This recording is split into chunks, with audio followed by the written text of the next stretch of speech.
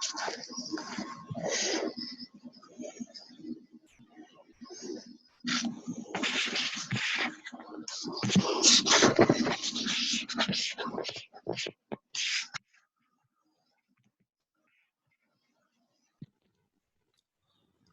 name is Rick Traer, and I'm the CEO of the Canadian Sport Tourism Alliance. And welcome to our fourth COVID-19 webinar that we're making available to the sport tourism industry on a complimentary basis.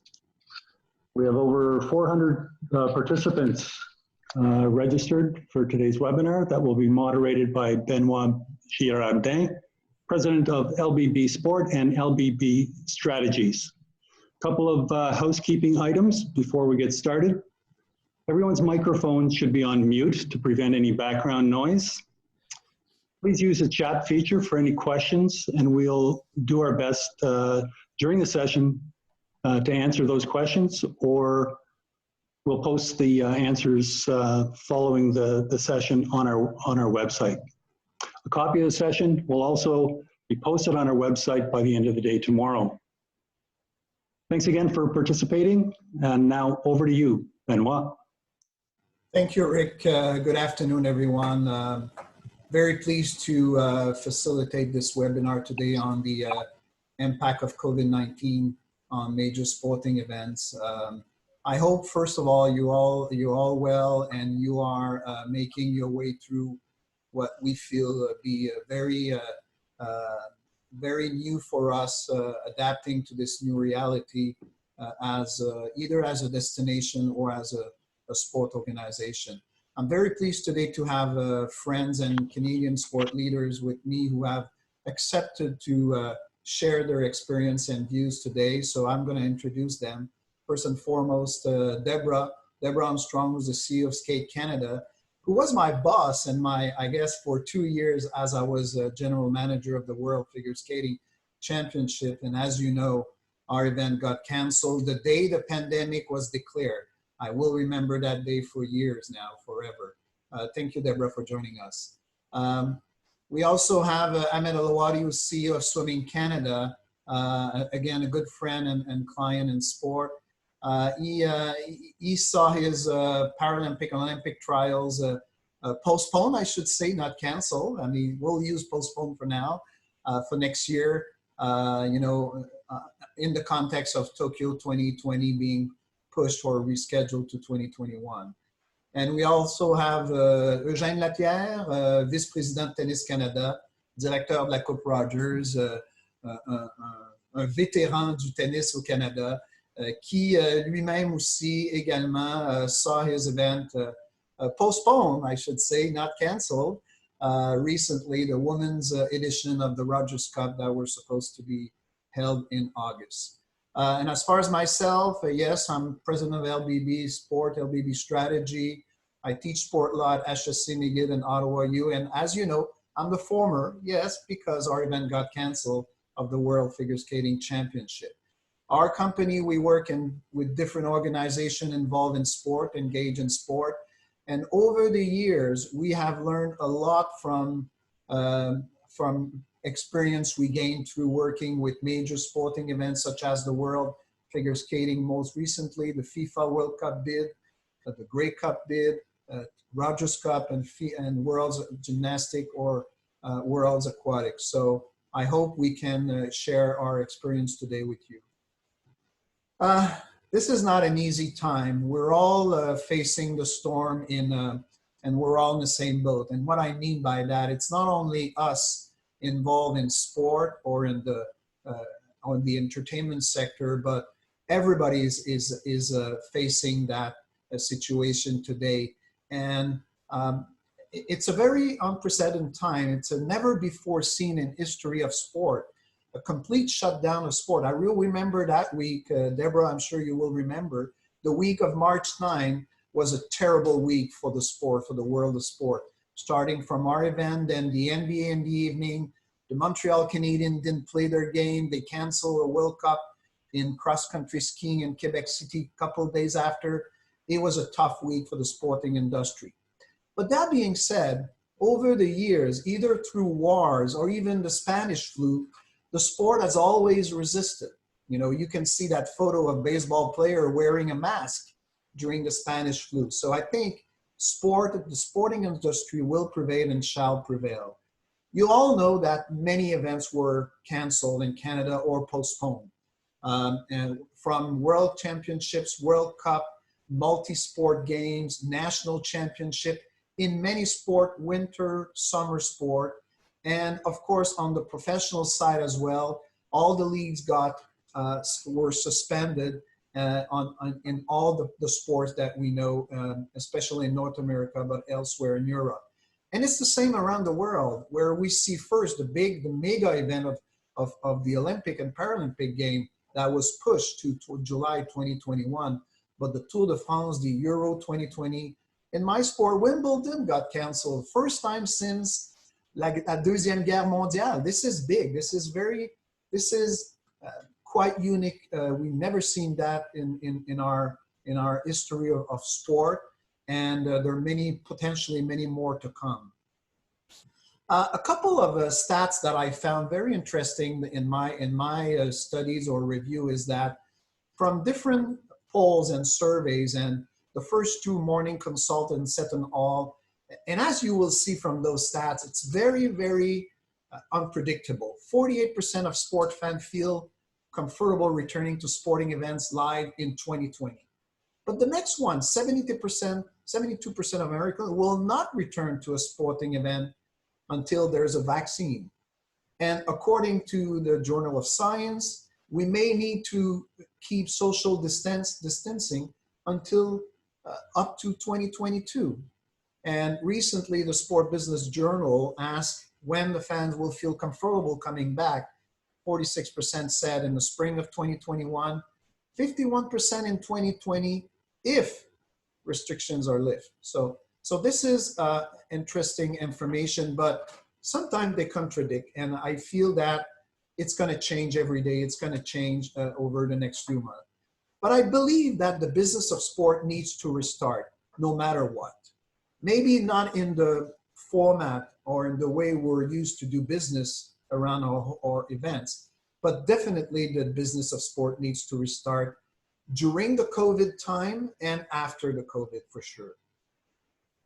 The impacts that we notice through our meetings with friends of sports and our either clients or friends in sport who are suffering the impacts of COVID I package them in 4 categories. Financial, obviously, people, sport, and legal. So let me go through those ones. The first one is clearly the expenses you incurred or the non-refundable deposit that you paid are lost. So that's a big hit right there. And it depends the magnitude of your event. But the big one is the loss of event net revenue or income, because from all those sources, ticketing, merchandising, concession, sponsorship, whatever they are, I hope you anticipate or you project to make some kind of a profit that will be reinvested in the sport or in the next generation of athletes. And that is a big loss. Of course, there are other financial impact as well on people who are losing their job, their livelihood. The loss of money and revenues for the suppliers, the hotels. But the big one, and I want to come back to that one, is the loss of revenues or for the financial legacy for our sport federation. And it's not like in the case of the World Figure Skating, Skate Canada. It could be the provincial federation. It could be a club who would have taken advantage of a financial legacy, and it's not happening. And sometimes, depending the sport, the international federation could have a financial impact as well. And of course, let's not forget that the cities, the provinces, and Canada who are supporting our major sporting events, they lose the return on investment for the destination and the public partner and the sponsors. So we need to keep that in mind, that there a lot of people are impacted by the cancellation or the postponement of an event. On the human side, of course, the cancellation of an event is quite dramatic for the people who are involved with the event. First, the athletes. They prepare for the event. In the case of Ahmed, they prepare to qualify or do their best or peak at a qualification or trial event to be selected for a major game. The fans are ready to support their athletes and to see their heroes in the stadiums, and it's not happening. And the staff of the volunteers, we had for the World's Figure Skating more than 400 volunteers ready to support the crowd and the athletes during the event. And behind the suppliers, the sponsors, the media, the partners, there are people, and people who are emotionally connected with the sport. And they're hugely impacted by the cancellation of the postponement. On the legal side, again, of course, you know, wearing my lawyer's hat, we've been dealing with many legal situations in the last few weeks. One of them is in fact that issue of canceling or reducing the contractual obligation due to force majeure, or what we call more in the English law or common law, the contract frustration. You mean you need to demonstrate that it was an unforeseen and irresistible situation, the COVID, and it prevented you or made impossible the possibility of hosting your event. I was reading a couple of cases when there was the Ebola tragedy or pandemic at some point. An African event tried to cancel its event, but because it was still possible, even with the Ebola, to host the event, they maintained the event and it was not canceled and not considered a force majeure. So it's a very much case-by-case analysis. But what we learn in terms of legal consideration or impact is, of course, SO, sport organization, will require or will try to include in their insurance coverage and contracts moving forward some kind of act of God or force majeure, including pandemic consideration.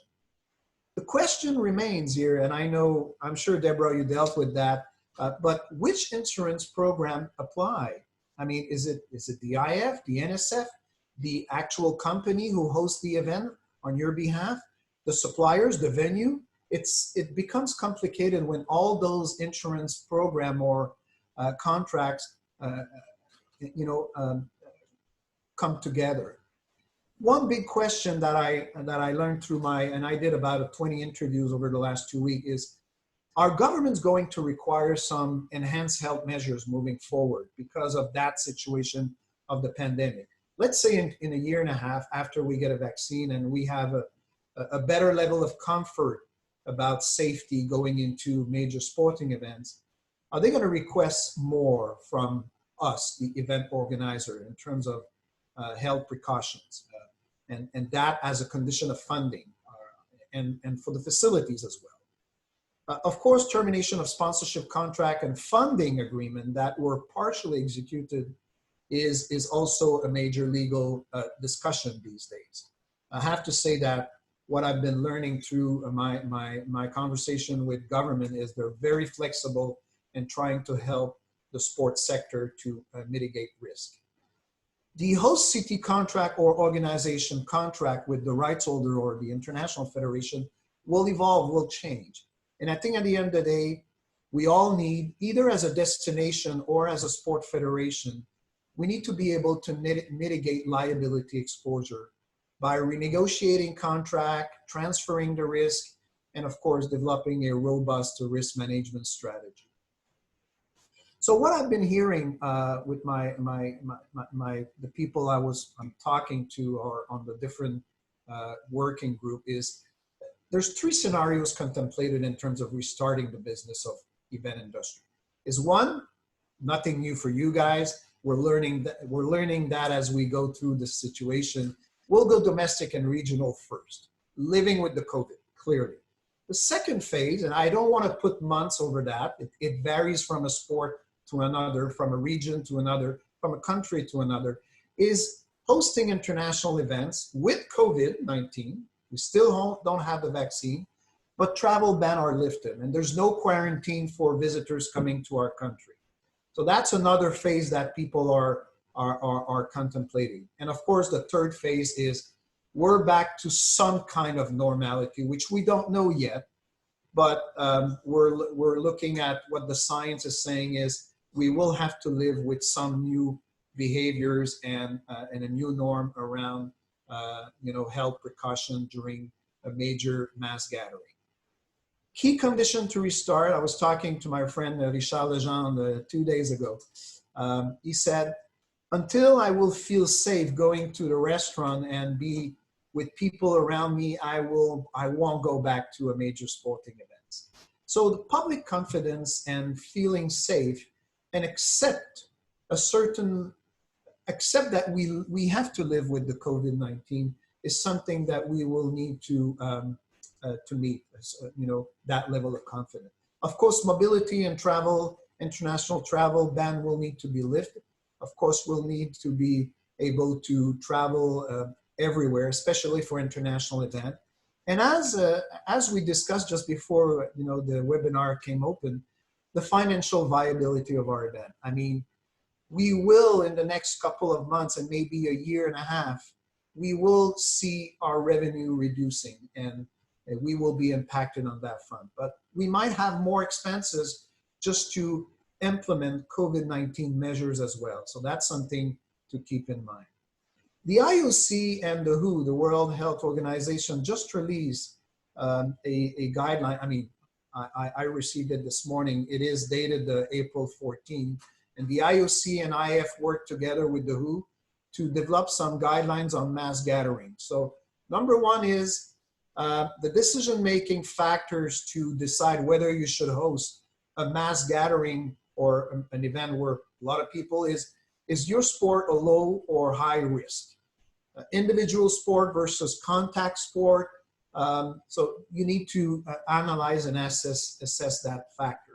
The second one is the size of your event. Is it a small group?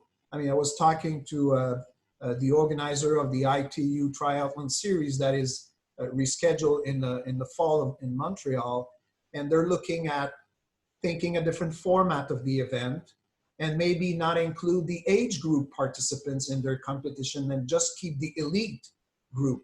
So that's something you need to think about, the size of your event. Indoor versus outdoor location will be taken into consideration. What is the level of risk associated with your demographics? Are your participants at risk, or do they have health condition that could put them at risk? And I don't mean by that necessarily the participant. If it would be a master's event, of course, people will be more at risk than younger athletes. But think about your officials, your volunteers, and the people traveling because of the event. And finally, they recommend that you need to be, or will you be ready to deploy a risk communication strategy around mitigating the risk of contamination and infection due to the COVID. So that came up recently. So what we see in talking, and I saw a couple of international federation guidelines and some events that are already in the planning mode to restart their event. Of course, cleaning measures, physical distancing, adapt the actual venue and the space of the competition. The in and out rule for competitors: you come in, you play, you compete, you go out. On-site testing, new formats of competition, no fans or limited number of fans, and the crowd flow. Do we let people coming in at the same time, or we give them, some moments where they access the venue? No cash payment, mask available, medical team on site, and an evacuation procedure. So some sports are already in that mode, planning to host in times of COVID. A little bit of hope here and optimism, I would say, because we see some sport restarting their not necessarily their events, but their training camp. That's, alpine skiing returns to slope. And as you can see, respecting a lot of condition to maintain the health of the athletes. Tennis went on with a no spectator, no line judge, no ball kids, fixed camera with no cameraman, and very much in a club. But that went on Tennis Channel, and it was a way to connect with the fans. But it was, of course, it was not a revenue generator at all. It was just to maintain interest for the sport. And as you all saw in the newspaper, play ball, Korean baseball is back with some artificial spectators, as you can see, and they found a new way to make the event entertaining. They had all their fans looking at a Zoom screen and cheering for their teams, and they projected this big Zoom with thousands of fans on the giant screen of the stadium while the players were playing their game. But there was nobody in the stadium. And as you see, they were wearing masks, and there was a lot of measures to protect themselves. So in my view, I have a little bit of optimism. Maybe it's my personal view of things. I believe it's going to be tough to restart the business. And realistically speaking, if we are innovative, adapt, and agile in the way we do things, we might need to rethink about our event format and model of competition. For sure, our economic model, clearly, for the next couple of months. But in my view, like I see with many sporting events around the world, it will start with the return to sport, and eventually it will come back to the return to the event, the actual competition. I was reading BC is going back pretty aggressively now in the return to life, but they said there won't be mass gathering until further notice. So it's not tomorrow we will see that. But Montreal has 5 or 6 events on the calendar in September. I don't know yet if we're going to see these events, but F1, triathlon, marathon, they're all hoping to host their event and World Cycling Tour. And I hope they will and do it in a safe and healthy environment. So that being said, anything, you have my contact information if you need to reach me at any point of time. But at this point of the meeting, I'd like to turn the question to my friend, a little bit of advertising for the next webinar of the CSTA next week.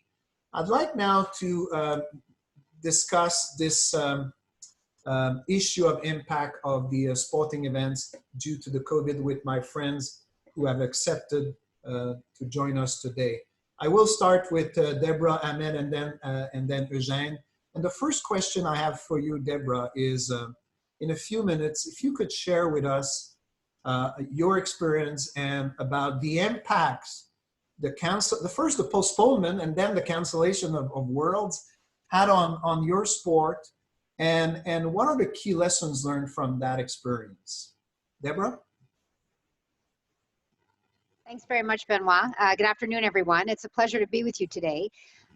In the next few minutes, I guess I'll try to describe for you what the cancellation of our event meant to us, and I'll try to put it in the framework of what the Canadian Sport Tourism Alliance, the goals of the organization. So we ask ourselves, why did we do this event in the first place? And really, I can summarize our goals into 2. We had financial goals, and we had what we call experience goals. And both of those goals relate directly to the business of the CSTA.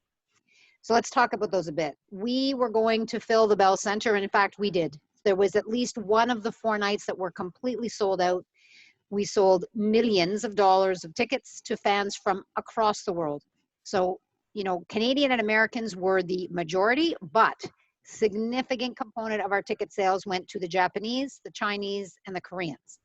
So I've just said the 3 countries that were probably the hottest spots in the world as it relates to COVID-19 coming into March.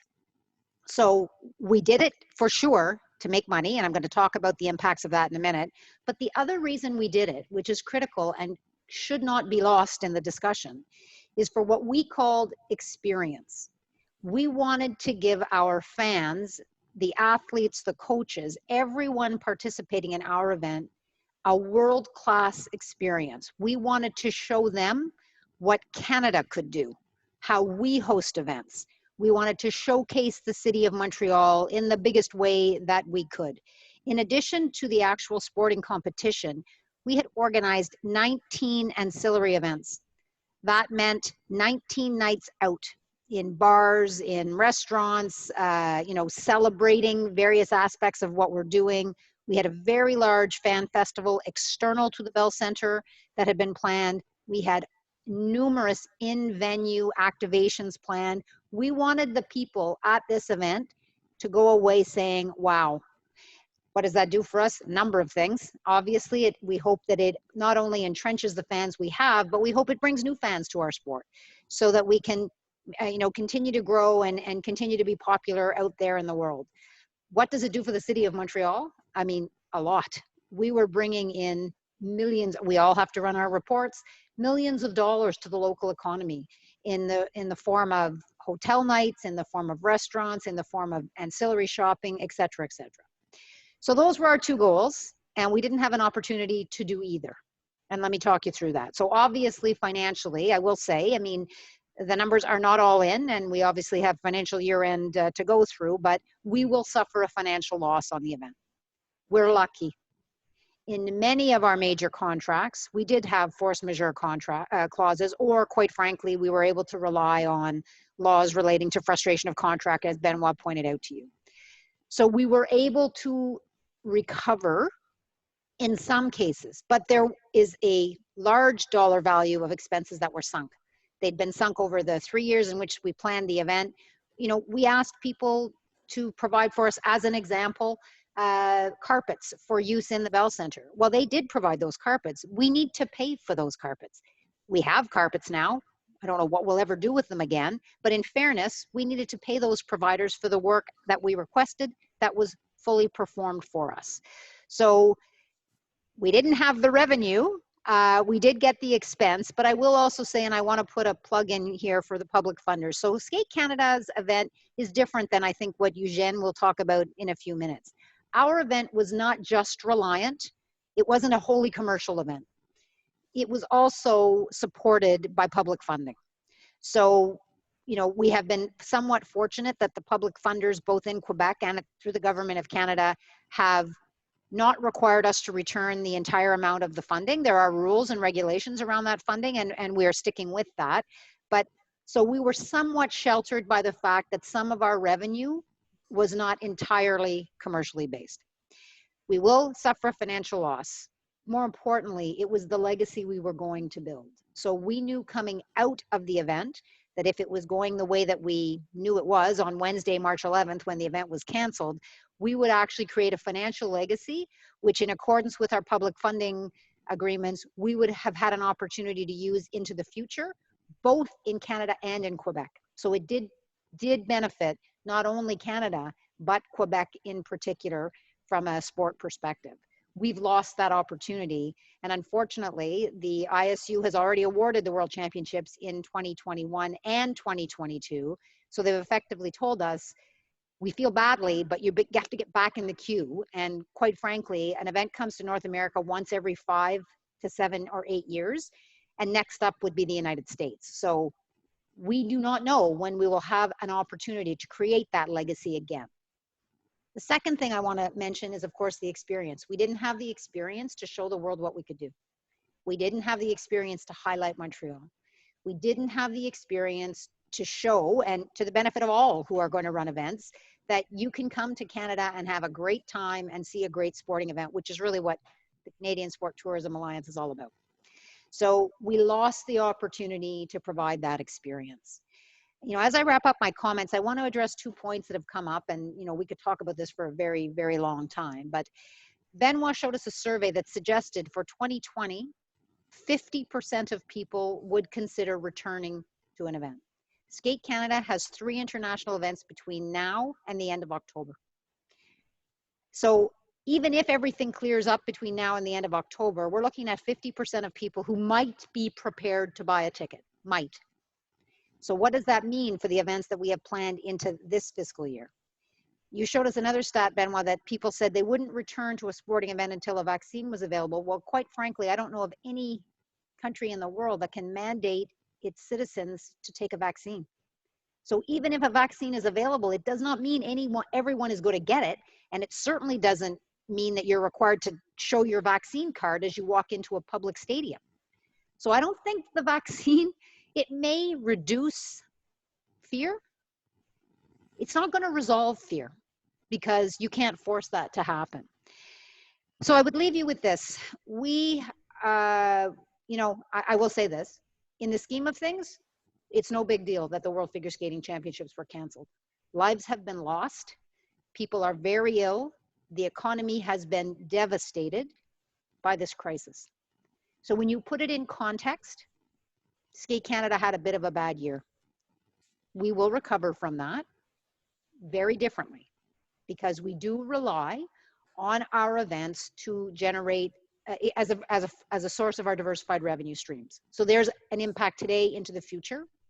We're very concerned about membership-based programming because COVID-19 not only impacts large events, it also impacts grassroots programming. Am I going to bring my kid back to the, rink and have them skate beside somebody else who may or may not have an infectious disease? So we will see. But we've learned a lot. So I say what we learned, and this is the lesson I'll leave you with, is that we weren't ready enough. We really thought we had it nailed. We had everything considered. We had contingency plans in place, but we didn't consider an event cancellation really when we were 5 days out. And we didn't consider a scenario where there would be no ice in Canada. Who could imagine there is no ice in Canada? Because right now it's starting to lift. For a period of 8 weeks, every facility that has ice in this country was closed. So it's been an experience, Benoit. We will continue to learn and grow from it. I'm a little less optimistic than you about what the short-term future of sporting events looks like, unless and until we get really good clarity from our provincial governments as to what is going to be allowed to happen from a mass gathering perspective. I think we have to be cautious. And in the case of an organization like ours, we are asking ourselves, at what point does not being able to sell tickets to a maximum audience make our event just, quite frankly, really not an acceptable event to run? So I'll leave you all with that. Thank you for your time. And I do hope to see you at a figure skating event soon. Thank you, Debra. I like the point about that. We have to put our situation in context here. People are dying out there, and it is a drama for our people, for our society and economy. And I like the fact that yes, we lost, we incurred loss, but we have to put that into context. Thank you so much. Ahmed, on your end, I know you had in April the Olympic and Paralympic trials scheduled in Toronto, and as an important step for athletes to qualify for Tokyo 2020, now 2021. So, can you share your experience with that and how COVID-19 impacted your sport? Ahmed, you're on mute, I think. My apologies. First of all, thank you, Rick and Benoit, and my counterparts here, and everyone on the line for tuning in. Merci beaucoup à tout le monde pour d'être ici. I think so certainly the impact is that we realized we don't know what we don't know. So we had contingency plans for disasters. We had contingency plans for financial issues, for human issues. But this thing was far greater than anything that we could have planned or imagined for. It didn't just affect our Olympic and Paralympic event, but I will speak to that. It affected every other Swimming Canada event, our Masters Nationals, our Summer Nationals, our selection events for karting for this upcoming karting cycle. Every one of our PSO events have been canceled.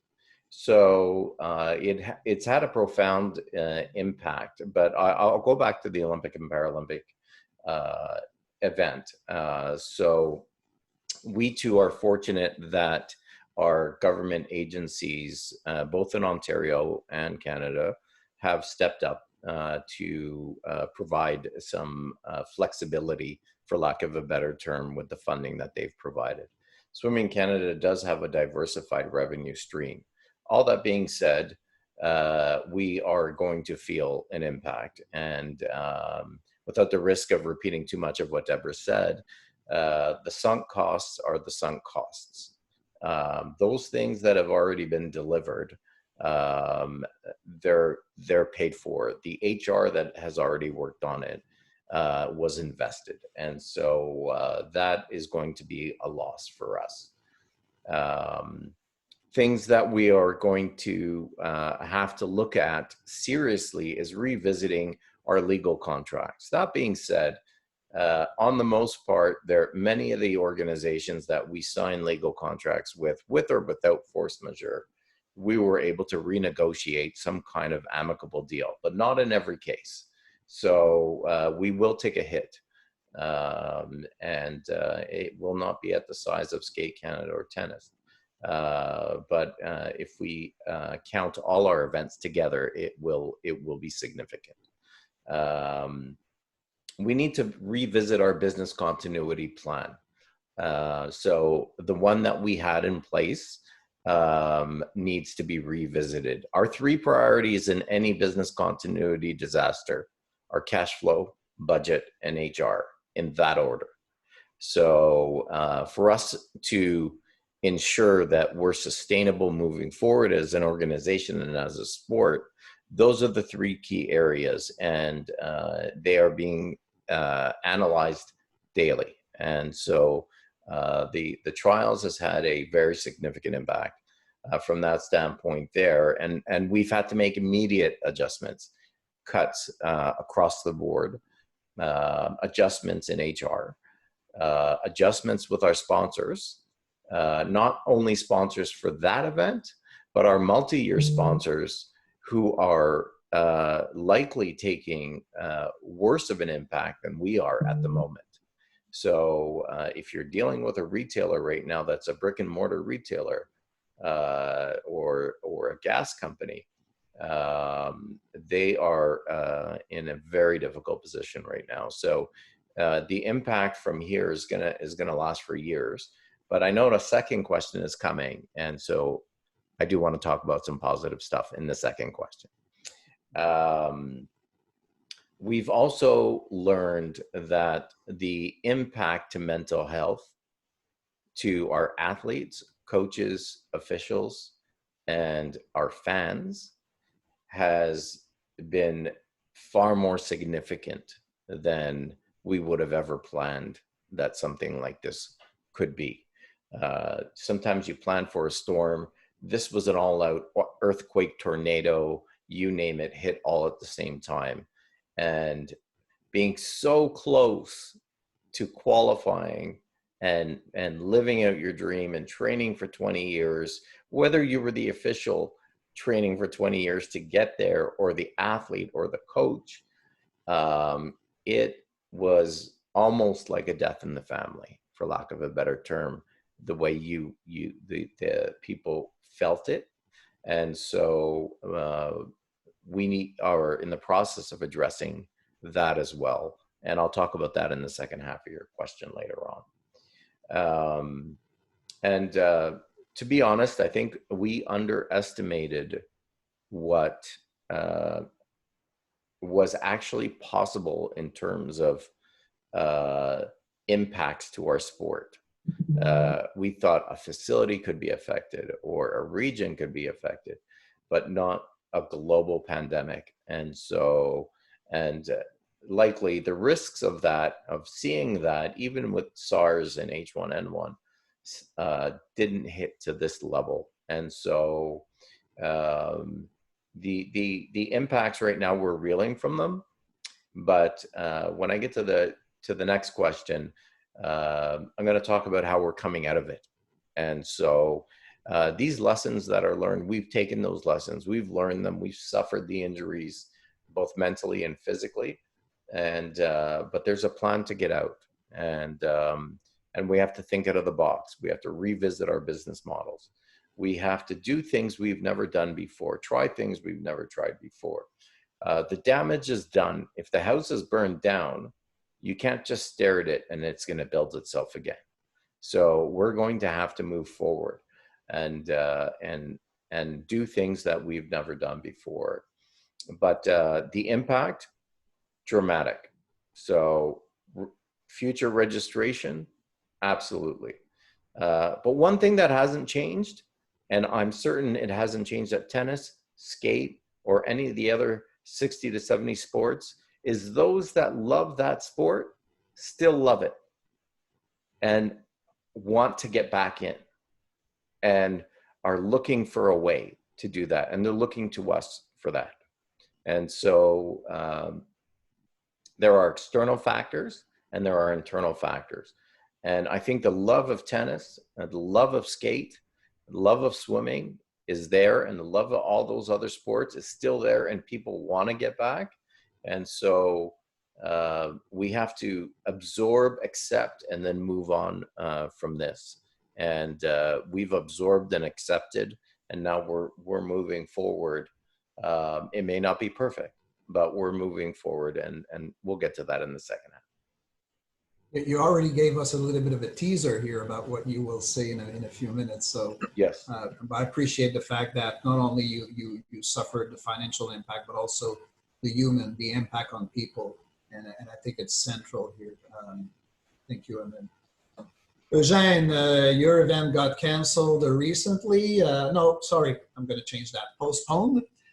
You'll explain that in a minute, and we don't know yet about the men's in Toronto.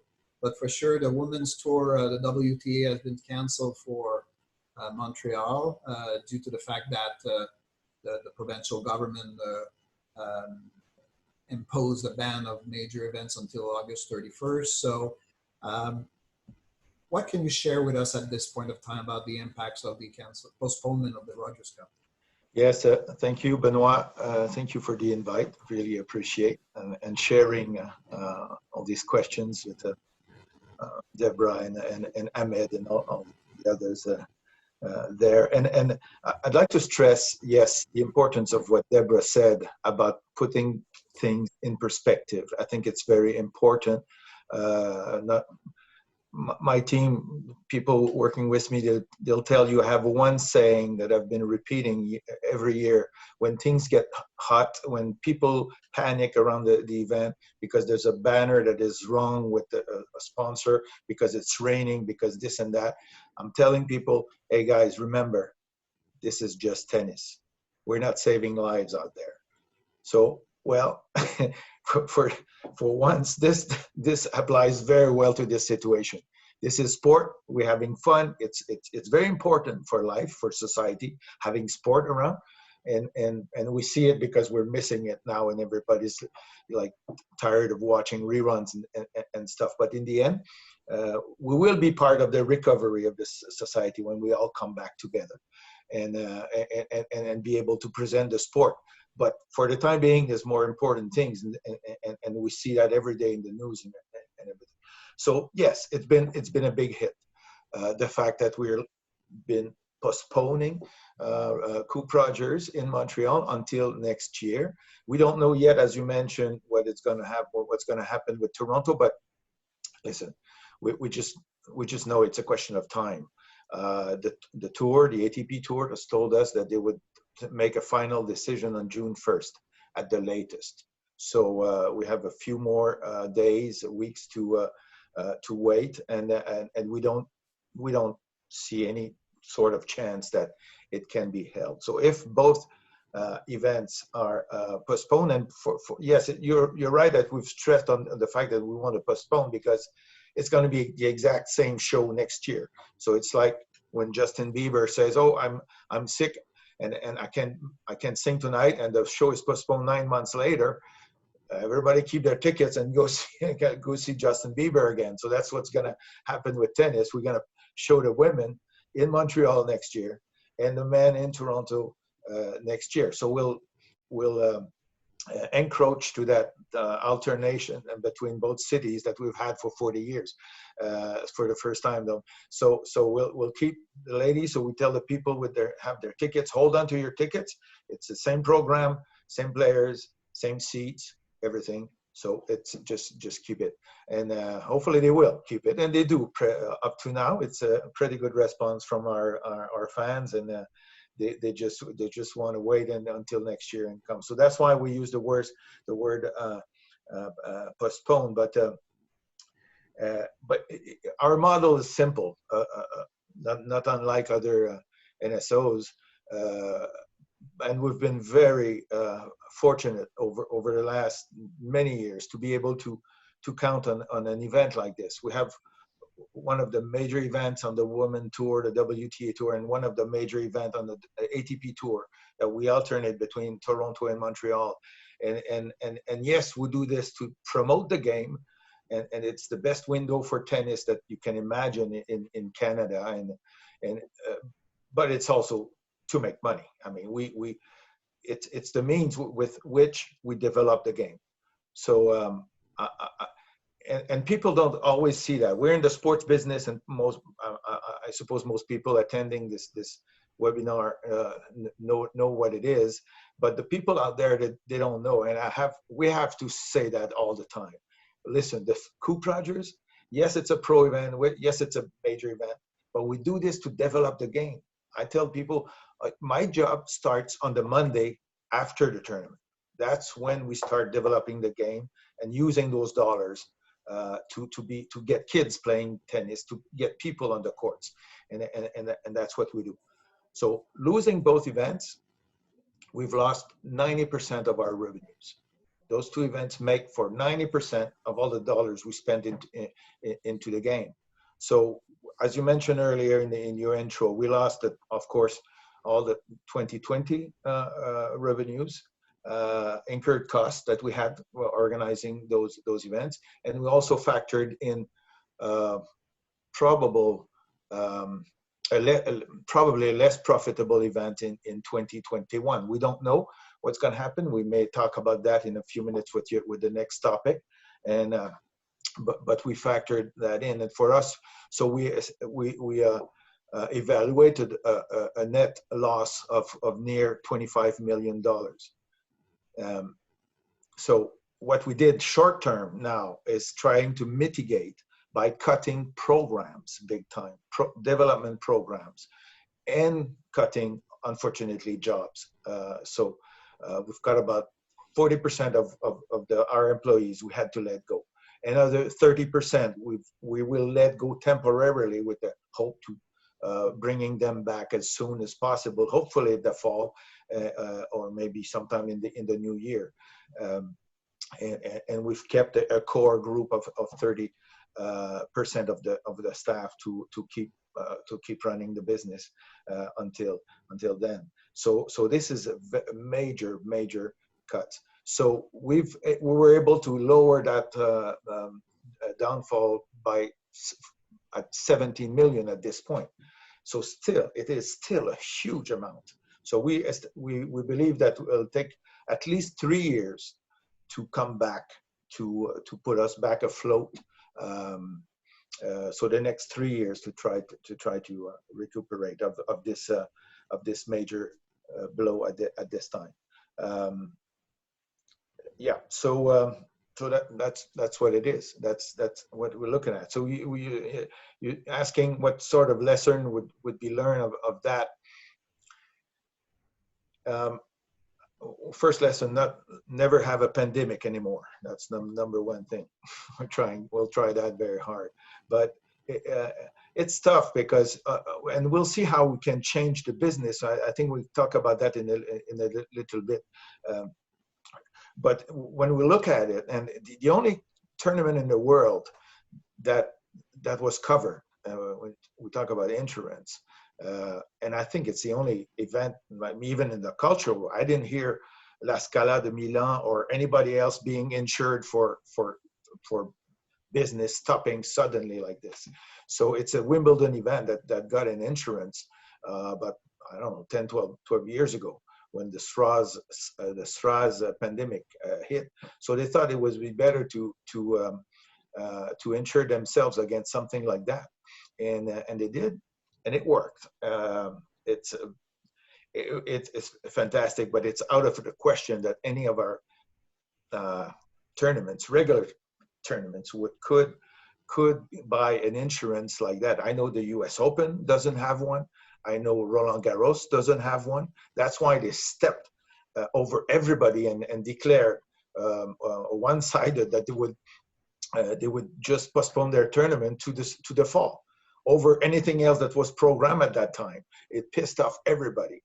It pissed off the WTA, the ATP, but Roland Garros said, well, no, I'm sorry, but if we're going to be losing 120 million euros, we better like just try to save it and put it at the fall, which they did. We don't know, cross fingers, maybe they don't, maybe they play it, maybe they don't. US Open, I'm having meetings with the WTA and the ATP every week. They still don't know what's going to happen. They're looking at holding it without people, without fans, not holding. They're in for a humongous number of dollars that they would lose if they don't hold that event. So insurance, I don't know. I think the lesson that we will learn as Tennis Canada and our board of directors will certainly discuss this in the months to come, years to come. But I think we need to build a reserve, and which we did not do. We put all our dollars. We keep a little bit of a reserve for tough days, but not that amount. And we put everything back into the game. We put all the dollars we do back to get the kids playing the game and everything. So maybe we'll say, okay, we need to keep a few marbles aside in case, and at least get a year behind our back and try to see it coming when something that hard would hit in the future. And so that's really what I would say at this time, because other means of solution that may be around the corner for the future we'll discuss maybe in a few minutes. And so that's it.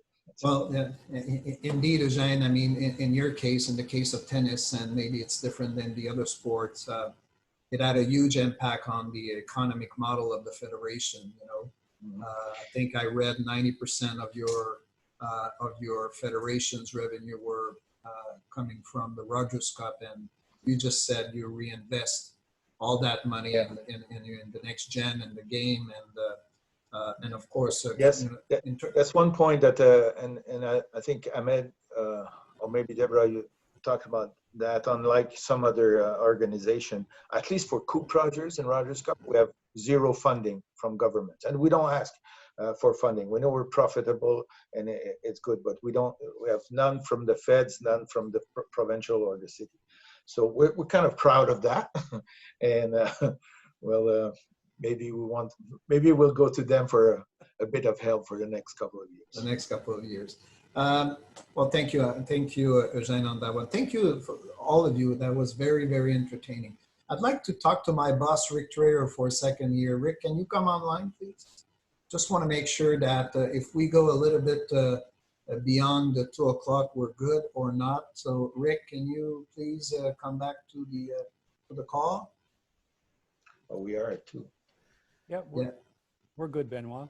We're good. Okay, so we'll spend another 10 minutes together, guys, and this time we'll try to, as we say, get to the point about how do you see the future, short term, medium term, or long term, in your sporting events, and that's the focus of today's conversation. Is how do you see next? How do you see your sporting events? Restarting in the next couple of weeks or months. What are your views on that? So Debra, maybe you want to go? I'll go quickly. So we are holding out hope. Despite the fact that I'm not maybe as optimistic as you, Benoit, I am hopeful. So I mentioned we have 3 international events scheduled between August and the end of October, and we have not taken any of them off the docket. The problem with international events, as you pointed out in one of your earlier slides, is they're reliant on international travel. And, you know, it's one thing to be okay in the country. It's another thing to bring people into the country. And right now in Canada, if you travel from any foreign jurisdiction, you have to self-quarantine for 14 days. So it's impossible to come to I think any sporting competition, but most certainly a figure skating competition, and put yourself in a hotel room for 2 weeks where you're not doing any training in advance of the event and expect that you can perform at the same level. So we are hopeful but nervous. and what I mean by nervous is we don't actually believe it. We think the COVID restrictions might be lifted enough that we could actually stage the event. We're just not sure we're going to have the participants or the athletes have the opportunity to come into the country and compete in the event. So I would say I have no crystal ball, because if I did, it was a very bad crystal ball. It did not work well at all. But I think we have, I think we think that the international competition season in figure skating until the new year is going to be light. I think I'll say that. You're right, because you have a tour of a few events, SCI being one, and there are a The few Grand Prix others. series. Yeah, the Grand Prix series, and it's going to be very, very interesting to see and how the travel ban will be lifted and allowing not only athletes to travel, but also countries to accept visitors. And the other comment I would like to make, yes, you're right. And the other comment is, of course, you have to have safe return to training, right? So our IST specialists are telling us that it takes between 10 and 12 weeks for an elite athlete, a figure skating athlete, to safely return to a certain level of competition. So the last thing we want is our athletes to rush back onto the ice and hurt themselves and then have significant issues, not only for this season and for others. So, unfortunately, we're at the mercy of time. I just heard Eugène say they on June 1 is literally days away. So, when we get to 8 to 12 weeks before an event, it's almost too late to have safe training for competitors. So it's complicated. Indeed, it is complicated. It's very, very complicated. And Ahmed, what are your thoughts about the future in the next couple of months? Ahmed, you're on mute. Just didn't want you to pick up the background here. We've taken a bit of an optimistic view. And so we've published our calendar for the next 12 months, subject to change.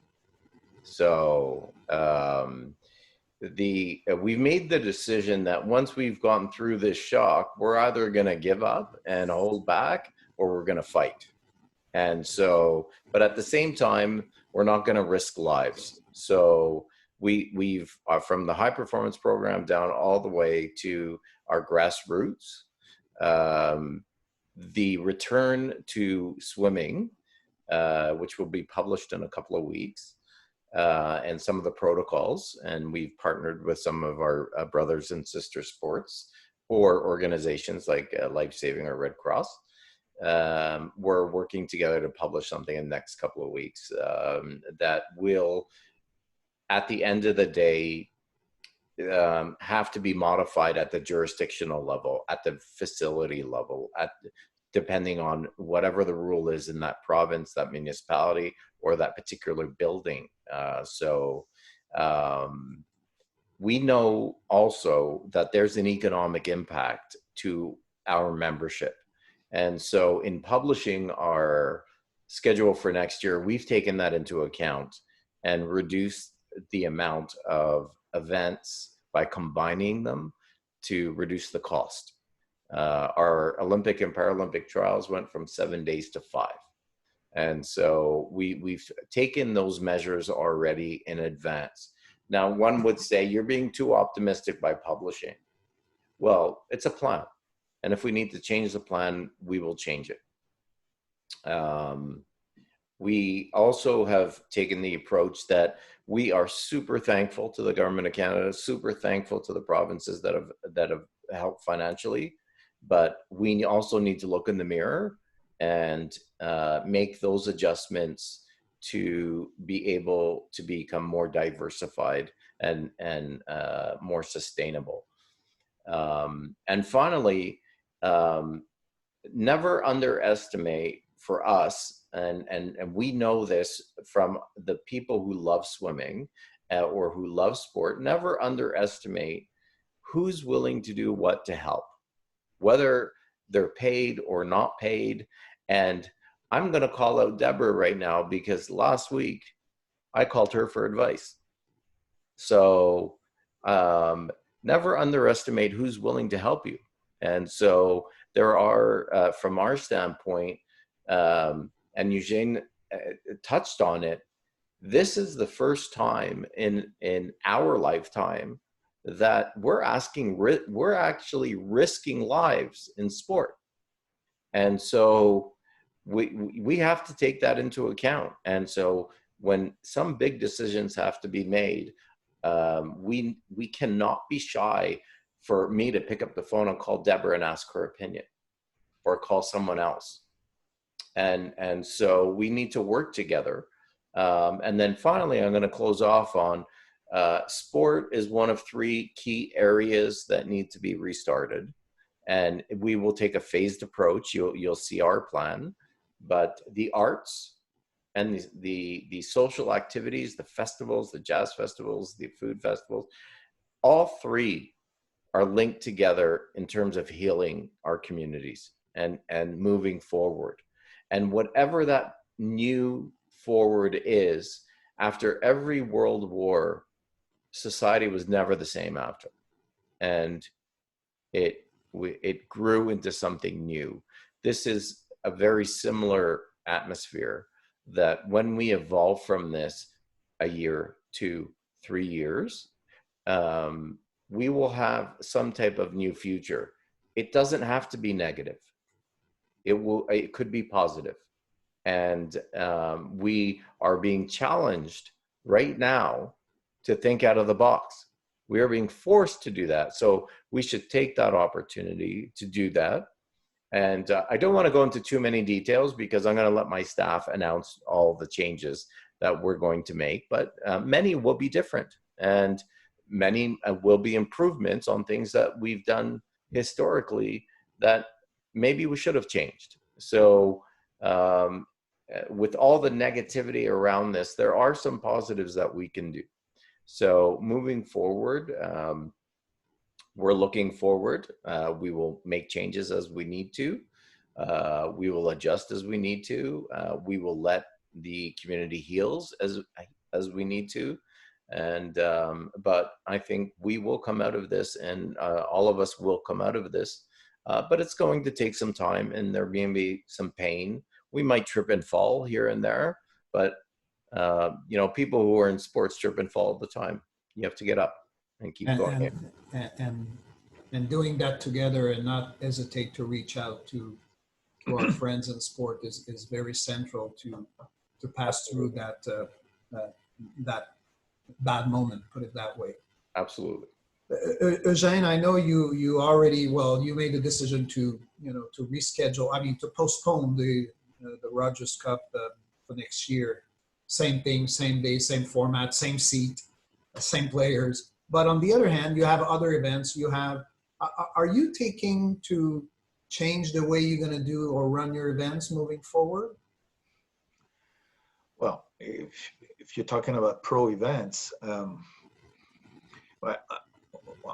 I think that pro sport will come back, and entertainment sport will come back. We just don't know when. And hopefully also when there's a vaccine, and yes, okay, that's good. According to Trump, it'll be like in a couple of weeks. So let's see, but maybe it takes more time than that, and you have different views on that. So, but I think it's going to come back. And you quoted my friend Richard Legendre saying that when he feels safe going to have a meal in a restaurant, then he'll feel safe going to a mass gathering like sport. And maybe that's exactly what it is, when people's confidence come back. Until then, what do we do? And that's the question, really. When we think short term, mid term, in our case, it's going to be next year for Coupe Rogers and Rogers Cup in Toronto. And I know that people have been looking at ideas about with less people, with keeping the distanciation, the distancing from people. But to tell you frankly, I don't believe in that. First of all, very simply, already for next year, we had sold close to 70% of our tickets. We had a number of sessions almost sold out at this point already in early March before we start. So what do we tell? Are we going to pick and choose who can come and cannot come? Do we I wanna skip a go. row? Do we skip 3 seats to keep the 2 meters away and everything? What do you do on the grounds then? How do you space the people? Do you give a mask to everybody just to make sure? Do you test them at the entrance and everything? I don't see that. I don't think having just a fraction of the people in the stands will make it work. First, well, not first, but second, third, fourth of all, because a pro event is a show. It has hype, and the hype comes from the people around the court. And even when you watch on television, you want to see those people clapping and yelling and everything. That makes the show, actually. And unfortunately, we're going to lose that until people feel safe to come back in a mass gathering environment like we have on the screen here. And so what we do until then, the only solution, because people will want to see sport. They will want to see the top athlete in action. It's going to be through television and all the visual platforms that exist. We don't have a choice, but people will demand that. They want to see live action. So how do we set that up so that it's as financially viable as possible? Because there's only three, in our case, I suppose, we have three sources of revenue. The gate, ticket sales, that's going to disappear. Second is commercial, the sponsorship, our partners. Are they going to want to sponsor at the same level? Probably not. But how can we manage? How can we work the deals to be different? How can we give more visibility in different shape or form and everything? That will be something that we will need to study with our partners. And within a new model that can be out there. And the third level, the third source for us is TV rights. TV rights were on the rise, really, on the men's side, on the women's side, the same. And it's not going to go down. That one is not going to go down, especially if you cannot attend the event on site. So that one will need to be tapped very good. So those are the three levels, the sources. But it's not at short term. It's not as profitable. So we have to rearrange limit our expectation a little bit. Next year, I don't know what's going to happen. If we run the event without the spectators, we know we're not going to make far from as much money as we would have made with the spectators. And so that's what we will be looking at. I know the tours, and us, of course, everybody, we speak together, and we're looking at things, different things to, and if we have to, even if we have to hold the event with no spectators, there's a lot of hurdles. We've talked about them, travel, opening the frontiers have to reopen and everything, borders, and of course, but even then, if all of this is good, and you have all those players on site, those athletes, their entourage, the officials, the transport, the people, and you're still going to have a couple hundred people, several hundreds of people on site.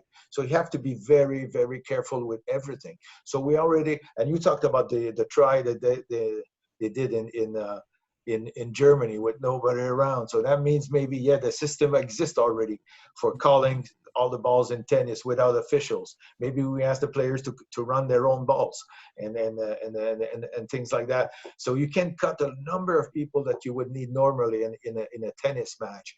And we've discussed also, okay, let's keep activities on site to a minimum. You don't even need a locker room, because you get into the shuttle back to the hotel and take a shower over there. That's in and out, and that's it. So you need very little food or anything on site. So just have the place to show. And even then, when you think about it, you say, well, if it's only on television, it could be anywhere. It doesn't have to be in a stadium if you don't use the seats. It could be on the top of Montreal. It could be like on the side of a lake or anywhere. It could be in a different country. We could hold Coupe Rogers or Rogers Cup in Florida. I used to hear as in Orlando as a site with 100 courts. They could probably hold 3-4 tournaments at that same time. Okay, you play Canada, then you change the banners and you play Cincinnati.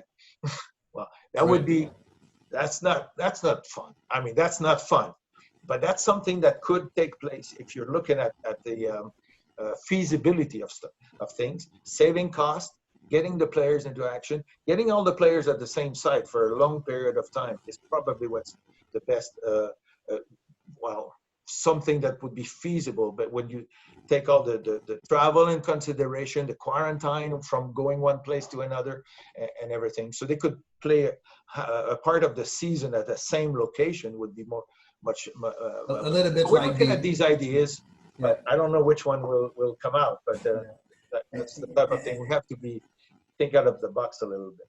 And you know that the NBA and the MLB are looking at bringing a couple of teams in the same city and play a few games, reduce the number of travels and transportation. So very, very, very interesting from all of you guys. And, you know, I'm very impressed. I still look at the number of participants. We're still at 240 here.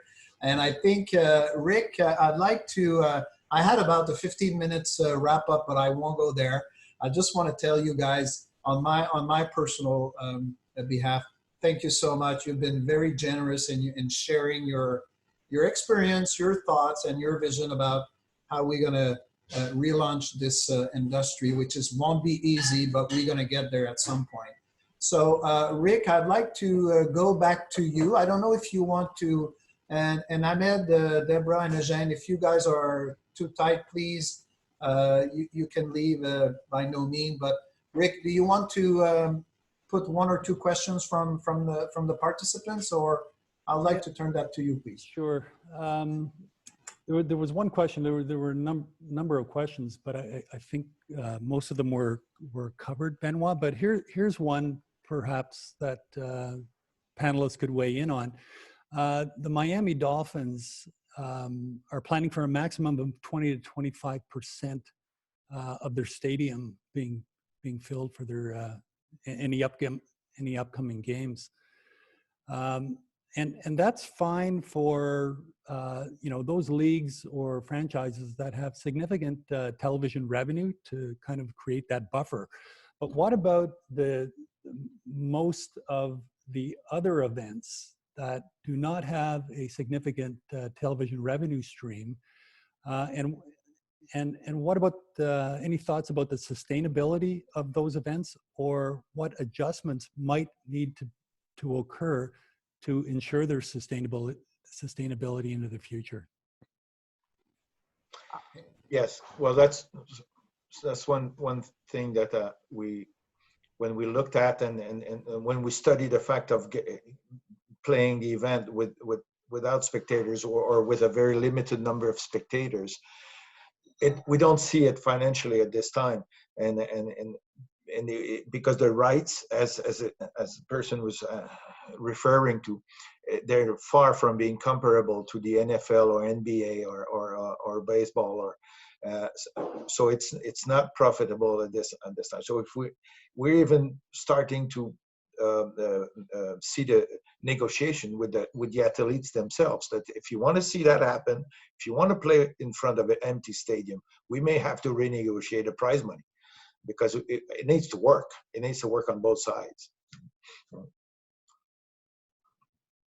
I will say, for the nature of our events, which is nowhere near the commercial undertaking that, you know, Eugene is talking about, Coupe Rogers, etc., Rogers Cup, it's probably economically not viable to run the kinds of events we run without a gate, or with a gate that is reduced to the point that we can't even come close to covering the expenses associated with the event. So that will be a deep breath for us, because that's going to have to cause us to reconsider how do we do it. And I'll be honest, that's another one of those business continuity plans that we have to do more thinking about.